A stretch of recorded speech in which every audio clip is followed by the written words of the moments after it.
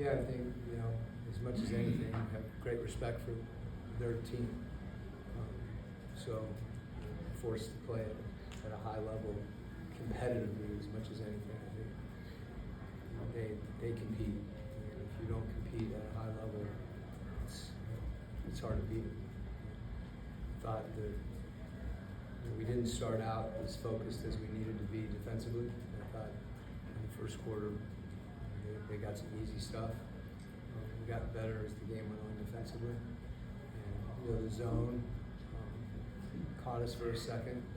We got some great looks against there. Sometimes when the team goes zone and you don't have a great possession, we had a couple good ones, we just didn't score. And then it can get in your head a little bit where you're not really disorganized or doing anything wrong, you just didn't score. I thought we handled that mentally, well. So good, as you said, just a really good win, important win for us. Coach, at the beginning of the season, Dyson Daniels was shooting historically bad.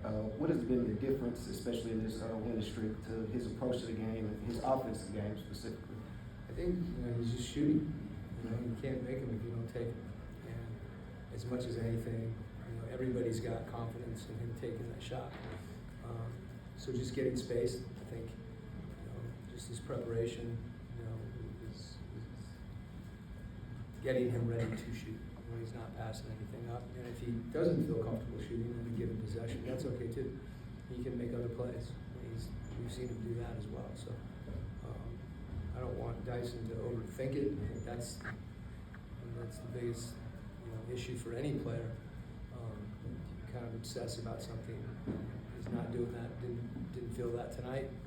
And every time you look at his plus minus, he leads our team in plus minus, whether he's shooting or not. So like I said, I don't want to overthink it on his behalf, and I don't want him doing it either.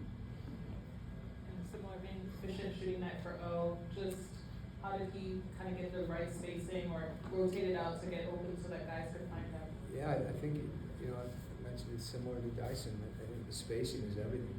When you space early, before you're opened, you just space to space, and then you're available. I thought he did a good job of that.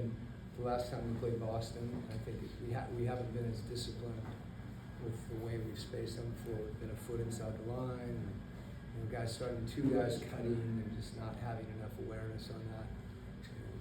And, I thought he was ready to shoot. Zach was really good defensively, not aggressive. He had a tough matchup on Jaden a couple of times there. What happened on that challenge ball? I couldn't hear what the referee said, but it looked like it was perfect verticality. Yeah, the thing about challenges is that there may be a call we don't agree with. You may think it's a bad call, but it doesn't necessarily mean that it's going to get overturned. Usually that's the nature of the challenge. And sometimes there's something else that's going on that we don't see in the moment. So I think that call is a tough one. We try to go verticality, but sometimes someone hits you and you go down, or you go down. So I couldn't, I wasn't see the monitor, but we lost the challenge. Do you think he's getting more respect from the referees? I'm not worried about anything to do with Zach and respect for the referees or challenges. I'm worried about him playing like he did tonight and defending and crashing. And I'm not going to overanalyze Zach. I thought he played great. Coach, coming off of I think a 2-loss march and 6 games left, what's kind of the message down the stretch? We talked a few weeks ago about basically at 14 games. We had 2 playoff series. So what tonight was the first of the 7-game playoff series. And we treat it like that. Every game is essential. We know what we're up against. It hasn't been an easy road for us. We just want to continue to play well, and I still think to get better. All these games tonight was a good example. Early in the game, we started trying to attack a shot blocker at the rim, and it didn't work out for us. That's got to click sooner. It did click eventually. Our transition defense wasn't quite as good as it needed to be. I think we fouled a few times. So if there's things we can take from every game, you don't have time to practice them, but you can watch them on film. Sometimes, a little harder at other times when you're traveling and things, but we just got to dig in and keep playing the way that the way we've been playing and execute. When you talked about Jonathan's physicality, where did you see him in that offense? Well, you could feel, I thought both he and Zach, that group, and Gabe's physical too. He's not as big, but those guys played hard for us. They give us great minutes, I think Jonathan will continue to get more comfortable, but he was aggressive at the right times. He forced himself on the game.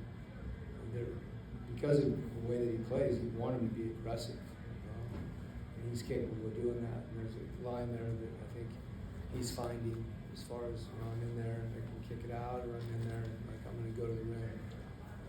And getting the free throw line is significant for us. Coach, talk about the 13th straight home win. Obviously, you want to win your home games. You want to be able to defend the floor. You got to be proud about the level of home court advantage that you all have been able to build as you went to playoffs. Yeah, I think everybody in the locker room has an appreciation for being at home. And when I say that, appreciation for your fans that come down. And every now and then there's a little traffic around here, as you guys know, and they're here to pull us through. And you feed off that energy. And you want. There's part of you that wants to come through for them and to win those games at home. So I think that's been in our guys' minds for a while. And, again, we've been fortunate that we put a little string together.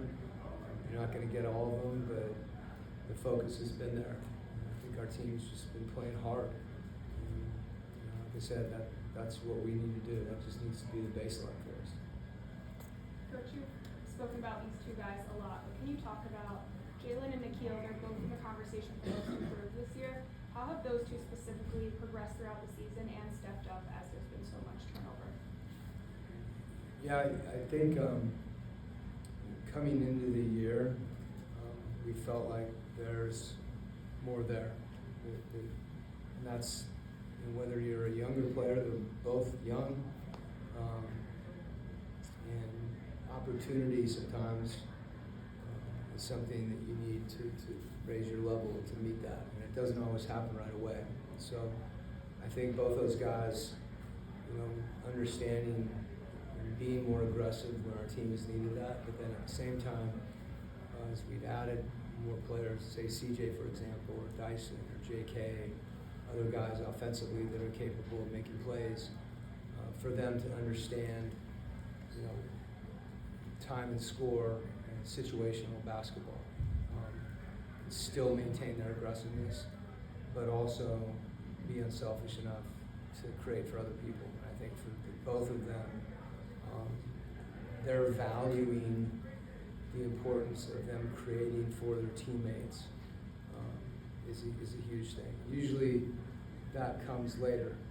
For them, that's all happened within the span of a year. And it puts even more importance on it when you're one of the guys that the team needs to make plays. So their ability to do that, I think as the years progress, we look at a stat sheet, and what really they've started to think more about is how efficient can they be, because efficiency, that's what leads to winning. There's a lot of people that can put up, numbers in a given game. You see that all the time, but when you're efficient, and that's been something for both of them, to really understand that on a deep level in the context of the team. And I've been really impressed with their willingness to do that as much as I can. Thanks, Coach. Okay.